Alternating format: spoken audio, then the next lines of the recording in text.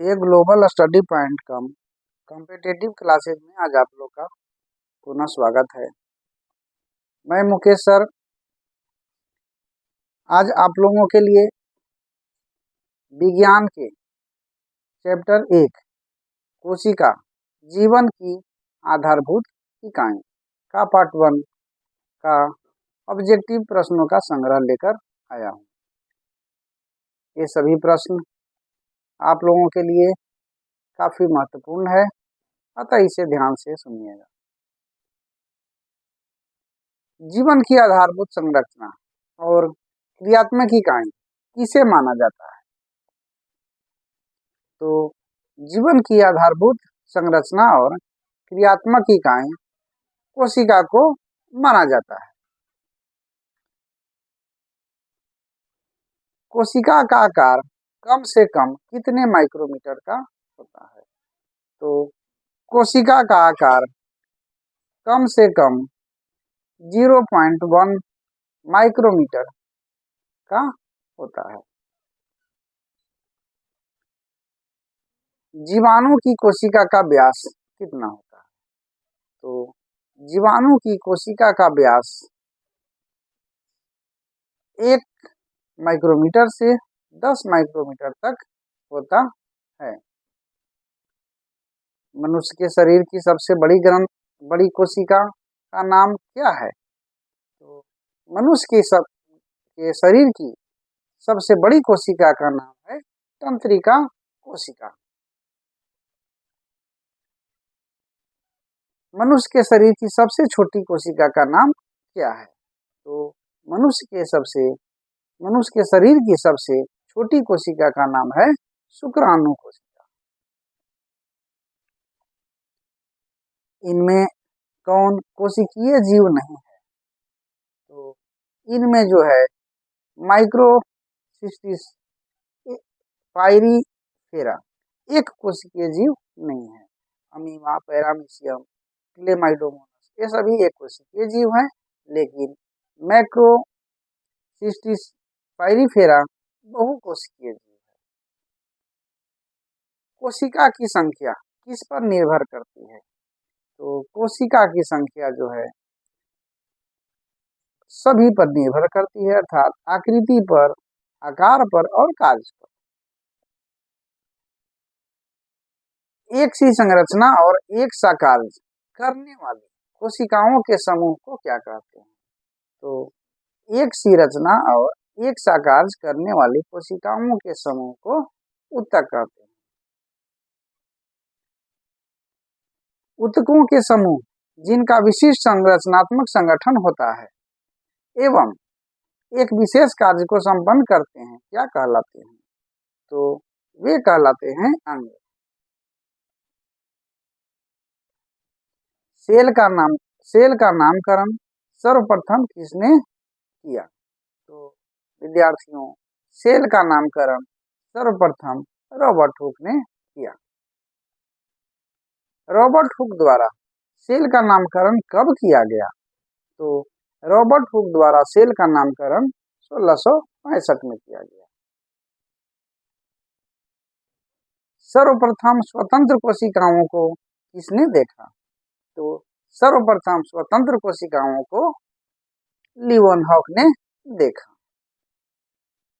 Dutch वैज्ञानिक Antony von लीवनहॉक ने सर्वप्रथम जीवित कोशिकाओं का अवलोकन किया और उन्हें एनिमल क्यूलस नाम दिया। लीवनहॉक ने स्वतंत्र जीवित कोशिकाओं की खोज कब किया? तो उन्होंने स्वतंत्र जीवित कोशिकाओं की खोज 1674 में किया। केंद्र की खोज सर्वप्रथम किसने की? तो केंद्र की खोज सर्वप्रथम रॉबर्ट ब्राउन ने किया। रॉबर्ट ब्राउन ने केंद्र की खोज कब की? तो रॉबर्ट ब्राउन ने केंद्र की खोज 1831 में किया। जीव द्रव्य या प्रोटोप्लाज्मा की खोज किसने किया? तो जीव द्रव्य या प्रोटोप्लाज्म की खोज पुरकिंजे ने किया। पुरकिंजे ने जीव द्रव्य की खोज कब की? तो पुरकिंजे ने जीव द्रव्य की खोज 1839 में किया। किसने बताया कि पादपों का शरीर सूक्ष्म कोशिकाओं का बना होता है? तो स्लाइडेन ने बताया कि पादपों का शरीर सूक्ष्म कोशिकाओं से बना होता है।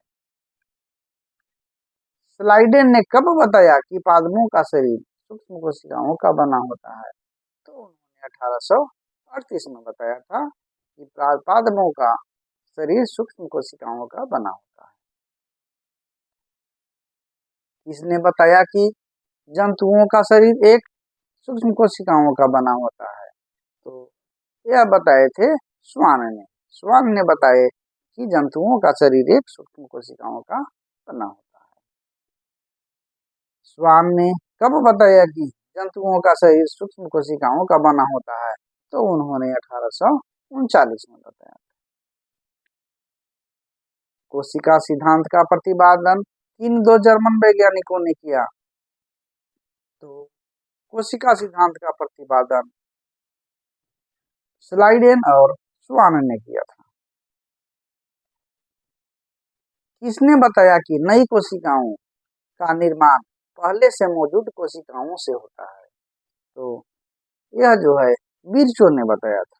उन्होंने बताया कि नई कोशिकाओं का निर्माण पहले से मौजूद कोशिकाओं से ही होता है। किसने बताया कि कोशिका प्रोटोप्लाज्म का एक पिंड है जिसमें एक केंद्रक होता है? तो यह बताए थे मैक्स सुल्ज ने। किनके कथन को प्रोटोप्लाज्म मतवाद अथवा प्रोटोप्लाज्म सिद्धांत कहा जाता है? तो मैक्स सुल्ज के कथन को प्रोटोप्लाज्म मतवाद अथवा प्रोटोप्लाज्म सिद्धांत कहा जाता है। मैक्स सुल्ज ने प्रोटोप्लाज्म सिद्धांत कब दिया था? तो मैक्स सुल्ज ने प्रोटोप्लाज्म सिद्धांत 1861 में दिया था। किसने बताया कि केंद्रक पैतृक लक्षणों की वंशागति में भाग लेता है? तो स्ट्रासबर्गर ने बताया कि केंद्रक पैतृक लक्षणों की वंशागति में भाग लेता है। स्ट्रासबर्गर ने कब बताया कि केंद्रक पैतृक लक्षणों में भाग लेता है? तो वे बताए थे 1884 में। इलेक्ट्रॉन माइक्रोस्कोप का आविष्कार किसने किया? तो इलेक्ट्रॉन माइक्रोस्कोप का आविष्कार जो है एम नल और ई रस्का ने किया। एम नल और ई रस्का ने इलेक्ट्रॉन माइक्रोस्कोप की खोज कब की? तो वे इलेक्ट्रॉन माइक्रोस्कोप की खोज किए थे 1931 में। जीव द्रव्य सम्मिलित रूप से किससे बना होता है? तो जीव द्रव्य सम्मिलित रूप से कोशिका द्रव्य एवं केंद्रक का बना होता है। ल्यूकोसाइट्स किस कोशिका को कहते हैं? तो ल्यूकोसाइट्स जो है श्वेत रक्त कोशिका को कहते हैं। कोशिका के किस भाग में सजीवों के सारे गुण विद्यमान होते हैं? तो विद्यार्थियों, कोशिका के जीव द्रव्य में सजीवों के सारे गुण विद्यमान रहते हैं। और विद्यार्थियों, इसी के साथ आज का हमारा एक ऑब्जेक्टिव प्रश्नों का संग्रह समाप्त होता है। यह हमारा पार्ट 1 है और इसका पार्ट 2 जल्द ही आप लोगों को यूट्यूब पर डाल दिया जाएगा, उसे भी अवश्य देख लीजिएगा। और वीडियो अंत तक देखने के लिए आप सभी को बहुत बहुत धन्यवाद।